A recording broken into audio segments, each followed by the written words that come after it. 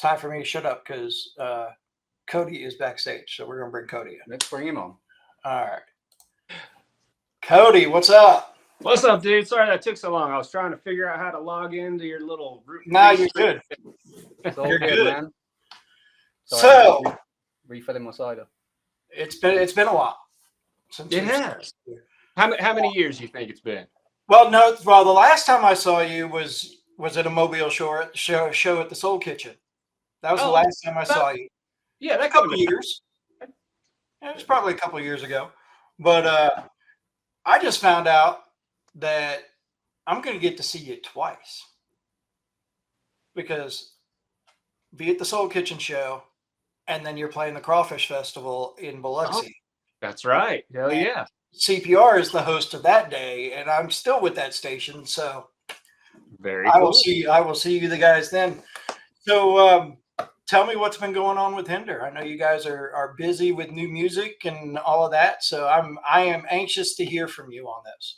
Yeah, man, we're gearing up for our third release for the upcoming album, whatever that thing may drop. We don't know. We're still working on the release date for that. But I think the next single, If All Holds, will be out on March 7th. So it'll drop, pretty much right in the middle of this upcoming tour that we have coming up. And that starts on the 15th of this month. The 17th of this month. Kicking it off in Phoenix, right? Yeah, kicking off in Phoenix, and then we head to LA and Vegas and Jackpot, Nevada, and then everywhere. So it's a long one. It's we'll see if our old asses can handle it. I was going to ask, how long has it been since you've done one of these like really long tours? I think we did one last year. Okay. It definitely feels different than it used to, but that's okay. We're still out doing it and drinking beer and having a good time and doing all the same shit we used to, just not quite as hard. No.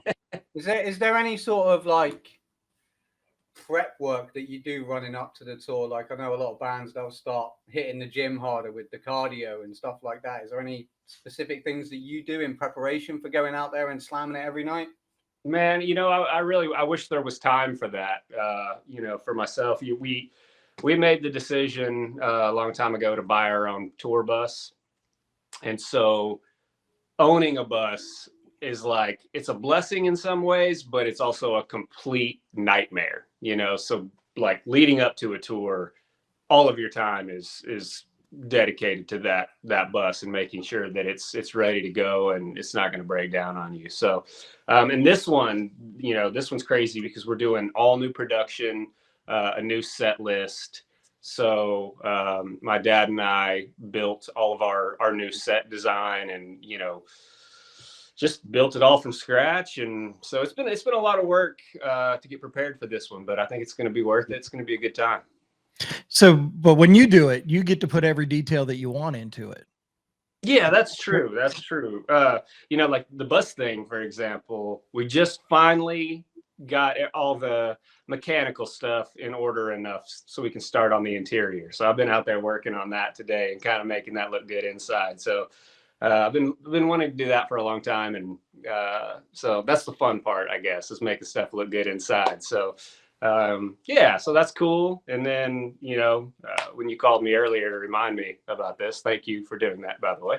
I was in there. I was like, I'm not going to call him. I was like, I have not picked up the phone to call you in years. I was like, I'm not going to do it. I was like, he's not going to answer the phone. I'm so glad you did. I was in there practicing. So I was, I'm all sweaty still. So, but thanks for the reminder. No, I get excited.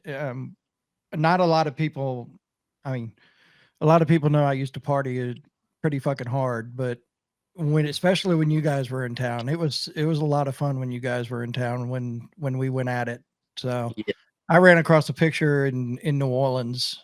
It was me and you in Lafitte's on Bourbon Street. And I think it was after Crew Fest or something like that. It was just fucking ridiculous, but yeah, we should leave all those details out because I'm sure there was no good to be right. Yeah, it's perfectly fine that I live in the now, and I I can look back at that and go, God damn, and then just keep moving. It's memories though, isn't it? You know. Well, you know, at this, so, God, Thunder's Tavern and Clicks and Baton Rouge and all these fucking places that I've seen them at, and they played with Rev Theory and bumper stickers that were made of Friends Don't Let Friends Play Thunders and all that kind of stuff. And it's just been, out of the bands that I've gotten to know personally, Hinder is still one of the ones that I hold in very high regard as some of the best people that I've ever met. So, well, thanks, man. That means a lot. I mean, shit, I still got the Jägermeister Presents Hinder tour poster hanging on my fucking door. Jeez. This shit. I don't even want to hear the word Jägermeister these days. Right. Yeah, that's Shit. wow. Look at that. Old school. I love it. A long time ago. But It anyway, was a long time ago. so Where do we live now with Hinder? Where's this tour and new singles and all that? And you say eventually a new album. What sparked all that?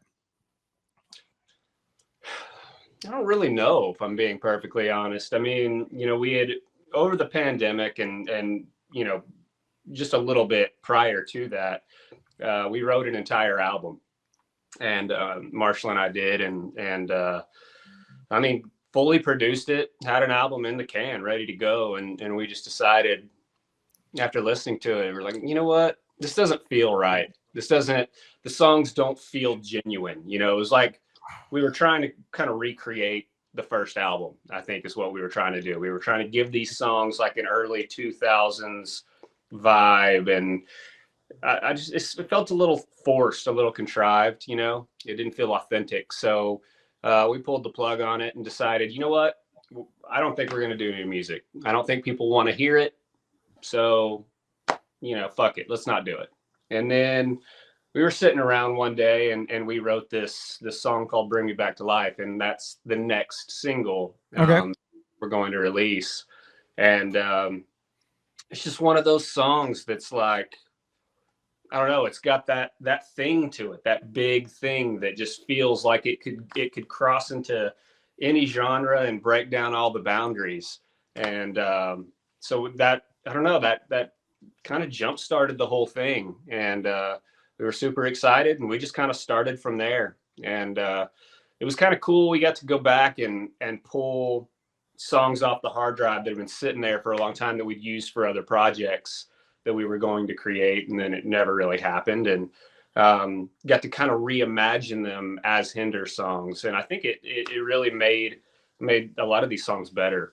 And, you know, so we had a lot of songs to choose from, which is really cool. And I'm really excited to get it out, man, because I really, truly believe from a songwriting standpoint that it's one of the strongest albums front to back that we've ever done. Nice. Well, from the last time that you were on our show, which was a few years back, to now, we have advanced a little bit. So I actually have Live Without It video ready to play. Nice. So we're going to play that real quick, and then we're going to come back to you and find out some more info, and then we'll go from there. So yeah, I absolutely, that song pumps me up, man. That you talk about, you know, trying to, on the other stuff, trying to replicate the first album or whatever. That song sounds like it could have been on the first album. Interesting. Yeah, well, I mean, just my opinion.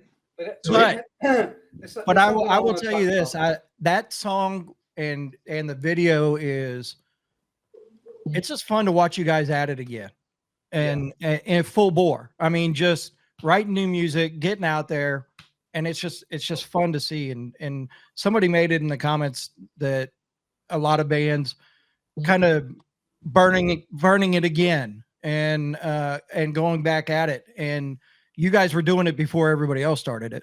And you guys never really stopped, at least touring or playing and things like that. So what keeps the drive? I mean, what keeps you driven for that? I don't know, man. Sometimes, like I said, sometimes it's the right song. Right. That kind of it keeps the hope alive, that you can get back to the point that you want to be at, and that's what makes it fun. When people around you start getting excited about the music, that means everything. Without that, it's just you kind of start to wonder over time, like, why are we doing this? Why are we out here on the road away from our friends and families and just out here, killing ourselves? And but when you have the right music and things are clicking and people are coming out to the shows and they're having a great time and they're downloading the song and streaming it everywhere, and I don't know, you see all the positive energy around it. It makes a big difference, man. And so for us, we're seeing some of that, and it's been a lot of fun so far. I can tell you.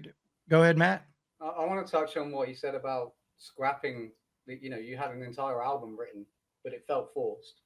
Yeah. And in this industry, you've got to write stuff that you love. And if you're not happy with it, it doesn't matter how many hours that you put into it. It doesn't matter if it's a final finished product. If you're not happy with it, don't put out music for the sake of putting out music. Put out something that you're in love with, because then you're going to have what you just said with the reaction from the fans. They're going to love it more because they can feel the passion from what you're writing. Yeah, I think you're absolutely right. I think they can tell when it's forced, when it's not natural. So yeah, I think you're absolutely right on that. So if where can everybody find Hinder at? So pretty much everywhere. We're around, man. All of our socials are Hinder Music. I think there's one that might be different, but I can't remember which one it is. But we're easy to find, and all the, go stream the stuff on Spotify or Amazon or Apple Music, wherever you find your music, it's easy to find. And for those of you right now, we mentioned Live Without It, but we also have another song out right now from the new album called Everything is a Cult. Yep. There is a music video out for that as well, and that's actually one of my favorite videos that we've done to date too. It was kind of a cool high-end production video with. I know it is, and the reason I chose Live Without It is because it's still on the charts, and yeah. it was your radio single that you guys really pushed, so that's why I went with that one. That one's still going up at radio. It's been there for a long time, and it's still going, man. That's great. I mean, how's that feel? It feels amazing, dude. I'm smiling for once. Right, there you go. Well, Cody, I know I caught you on short notice, so I appreciate you joining us. I look forward to seeing you in Mobile on March 12th, and then I look forward again April 26th to see you guys in Biloxi. Hell yeah, man. Looking forward to it. Can't wait. Biloxi's going to be a fun time again. It's going to be somehow, some way. So get your tickets and go and support Hinder and the bands that are opening up for them and stuff. And speaking of that show in Biloxi, we have teamed up with WCPR, and a local band will be opening up that show for that. And not only will they be opening up the show, but they get paid $1,000 too for winning the contest. And you can submit your band at thesound228.com. Look for the crawfish submission, and you can submit your band, and then voting will start in a couple of weeks, and then we'll find out who's going to open up for you guys in Puddle of Mud and Marcy Playground. And who was the four? Puddle of Mud. I had this spit out the other day, like no problem. Puddle of Mud, Hinder, Marcy Playground. Somebody put it in the comments because I just absolutely drew a blank on the fourth band. Somewhere. But the biggest point you should take away from Kevin's statement there is local bands apply. Some people don't understand what local is. And no, we've already got some from Boston and things like that. So, but that's a good thing. People want to play with you guys because you get to play with Hinder, And Ann says she'll see y'all at Gettysburg Bike Week, so that's another fun one. Yeah, absolutely. Well, hey, man, I love this. Cowboy Mouth. Yes, Cowboy Mouth is the fourth band. I was just going to say, man, I love that you guys are doing this. And I love that you guys, give a voice to the local music scene and to the local bands. How badass is that? That's the kind of shit right there that gives bands motivation to actually take this thing to the next level. So good on you for that. We appreciate that, and Yeah, good luck. and- Good luck with and- the tour. Make sure you slap the guys from Kingdom Collapse very well for us. You know, I will. Yes. Because we're all good friends with them too. So, and like I said, I'll see you in Mobile and then see you in Biloxi. Look forward to seeing you. And I think, Kevin, once we find out from Cody if he can keep you up to date with when the album drops, maybe we can work out getting Hinder on the cover of the magazine. Done. But yeah. Yeah, we have a magazine too now, Cody. Shit, man. Grow it up. Yeah, we're working. Let me. I don't know what it's going to do when I show this. I don't know where it's going to put everybody at. Oh no, it's at the bottom. Yeah. So we actually have a digital magazine with physical copies we sell and things like that. So, and it's still just promoting all the indie bands and trying to give them some love. So I love it. I love it. All right, Cody. Thank you so much, and I will chat with you later. All right. Appreciate it, fellas. Thanks, All right, have a good one. Time, man.